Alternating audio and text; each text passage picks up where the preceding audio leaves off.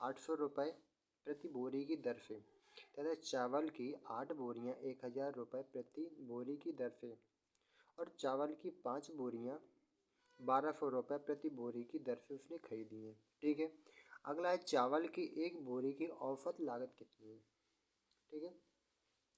पहला है चावल की 7 बोरियां, चावल की 7 बोरियां उसने कितने की उससे ली, 800 रुपये की एक बोरी के हिसाब से। ठीक। ओके। तो कितना होगा, 8×56 यानी कि 5600 रुपये हो गया। ठीक। अगला है हो गया। अगला है चावल की 8 बोरियां 1000, कितनी बोरियां, 8 बोरियां उसने ली कितने के, 1000 के भाव से। ठीक। 1000 के भाव से तो हो जाएगा कितना, 8000, 8000 हुआ की दर से। ओके। अगला है चावल की 5 बोरियां, कितनी, चावल की 5 बोरियां कितनी, 1200 के भाव से ले ली। ठीक है। तो 12×5 = 60, 12×5 = 60 यानी कि 6000 हो गए ना। ठीक। 6000 हुए। अब इनको जोड़ दें, 0 0 आएगा, 6 का 6 आ जाएगा, 6 का 6 आया, 8×5 = 13, 13 और 6 19 हो गए, कितने हुए, 19 हुए ना। ठीक। अब इनकी टोटल ये क्या है, ये 7 बोरी, ये 7 बोरी, ये 7 बोरियां थी, 8 बोरियां और ये 5 बोरियां। ठीक। 8 और 7 कितने हो गए, 8 7 15 5 20 हो गए, कितने, 20 हो गए। ठीक। 20 हुए ना। अब यानी कि 20 बोरियों का मूल्य है 19,600 रुपये, कितनी, 20 बोरियों का मूल्य 19,600 रुपये, करेक्ट। अब उसने कहा है कि चावल की एक बोरी की औसत लागत कितनी है। ठीक। औसत लागत, ठीक है, तो 19,600 बटे में करेंगे 20, बटे में किया ना 20, एक जीरो से एक जीरो काटा, एक जीरो से एक जीरो काटेंगे, अब बचेगा 2, 2 से काटेंगे, ये दो दो, 2 नम 18, यहाँ आएगा 9, 2 नम 18 और 8 दूनी 16 और ये जीरो का जीरो बचा। ठीक। अगला आएगा 980 रुपये आम पर आया, यानी कि एक बोरी का मूल्य कितना आया, 980 रुपये, करेक्ट। अगला देखते हैं। ठीक। अगला है कि एक व्यक्ति किसी वस्तु की, एक व्यक्ति किसी वस्तु की 120 रुपये में खरीदता है।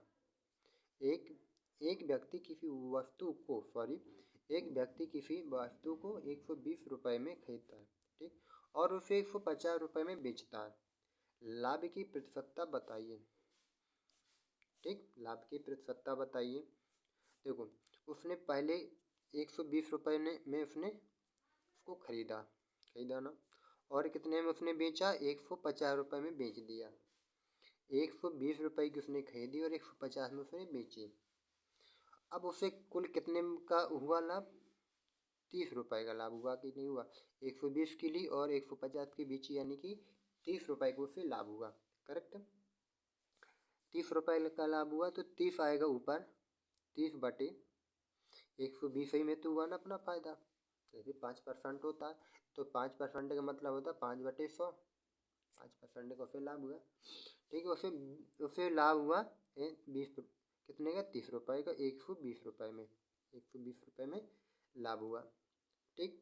कितने में, 100 रुपये में हुआ ना, परसेंट का मतलब होता है 100 रुपये, यानी कि उसे कितने का, 30% का लाभ हुआ। ठीक।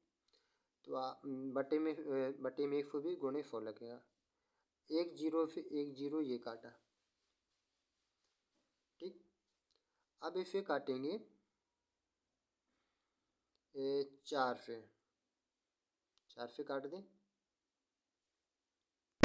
4 से काटेंगे तो आ जाएगा यहाँ पर 25, और 4 से काटेंगे तो 4 × 3 = 12, 3 आएगा और 3 एकम 3 ये काटेगा, कटा, तो आंसर आएगा 25%, अपना आंसर हो जाएगा, करेक्ट। आया समझ में। देखो, सिंपल सी बात है कि एक व्यक्ति ने किसी वस्तु को 120 रुपये में खरीदा है, 120 रुपये में उसने उसको खरीदा और 150 रुपये में बेचा। हम पर तो ठीक है कि उसे 30 रुपये का लाभ हुआ। ठीक, अब वो कह रहा है कि उसने उसे परसेंट में बताना, उसे परसेंट में बताना। ठीक, परसेंट में निकालने के लिए जो भी अपना लाभ होता है उसके ऊपर और उसने जितने रुपए की उसने खरीदी थी वो 120 रुपये की, अब परसेंट का मतलब 100 हो गया। ठीक, 100 हुआ तो इसको फिर आगे सिंपलीफाई, इसको ये जीरो काटा और 25 चौको 100, सॉरी 25 चौको 100 25 आ जाएगा यहाँ पे क्योंकि इसको काटा 4 से, तो 4 3 12 3 3 निकम 3 आंसर आया 25%। ठीक है, आगे देखेंगे किसी वस्तु के लागत मूल्य पर किसी वस्तु के लागत मूल्य पर 20% का लाभ होता है। किसी मूल्य पर लाभ का परसेंट क्या होगा? किसी किसी मूल्य पर लाभ का परसेंट क्या होगा अपन को निकालना है। ठीक है, ठीक है, देखो ये हुआ है। अब देखो 20% का लाभ होता है, 20% का मतलब होता है 1/5।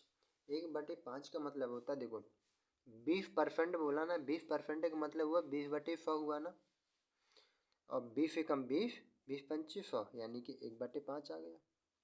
अब कह रहा है कि किसी वस्तु के लागत मूल्य पर 20% का लाभ होता है। लागत मूल्य का कितने का? 20% का लाभ हुआ। 20% का लाभ हुआ यानी कि 1/5 यानी कि ये हो गया CP। आया समझ में? नहीं आया? देखिए, किसी वस्तु के लागत मूल्य पर 20% का लाभ हुआ, 20% का लाभ हुआ यानी कि इतने रुपए की कोई मतलब सामान था और इतने मिला करके उसे फायदा हुआ, यानी 1% का उसे फायदा हुआ। ठीक है, 1% को उसे फायदा हुआ।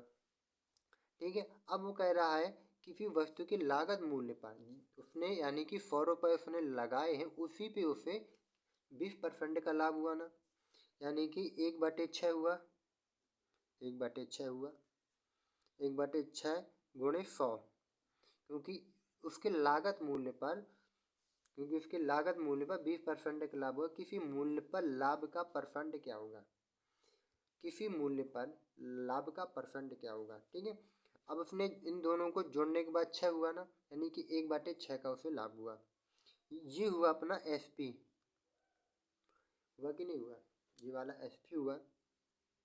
ठीक, अब इसको काट दे सिंपल, दो से काटेंगे तो आ जाएगा 50 और यहाँ पर आ जाएगा 3, यानी कि 50/3 आया, तो आंसर आएगा 16 सही 2/3% का उसे लाभ होगा। ठीक, सॉरी यहाँ पर बिक्री मूल्य था। ठीक है, बिक्री मूल्य हुआ, बिक्री मूल्य पर लाभ का परसेंट, यानी कि उसे 5 रुपए की चीज़ थी, उसने 6 रुपए में उसे 1 रुपए का लाभ हुआ। ठीक, यानी कि अब वो बिक्री मूल्य पर लाभ पूछ रहा है, बिक्री मूल्य पर। ठीक,